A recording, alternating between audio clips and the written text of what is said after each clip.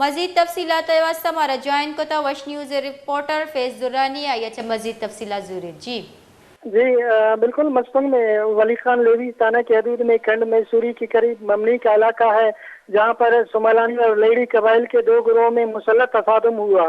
Firing के तबादले में दोनों अतराफ से 2 अफराद जान बहक हो गए, जबकि 4 अफराद जख्मी हुए। लाशों और जख्मियों को फौरी तौर पर शहीद नवाब हॉस्पिटल मेमोरियल वैसानी अस्पताल मस्तंग मुंतकिल कर दिया गया, जहां पर जख्मियों को तिब्बी इमदाद फराम करने के बाद मजीद इलाज के लिए कोयटा मुंतकिल कर दिया गया, जबकि लाशों को जरूरी कार्रवाई के बाद वर्षा के हवाले कर दिया गया। जान बहक होने वालों में कंगड़ खान और चंगेज लेडी और अहमदुल्ला सुमलानी शामिल है। लेवी हुक्काम का वश न्यूज को बताना था कि फायरिंग का वाकया जमीन के तनाजे पर पेश आया है।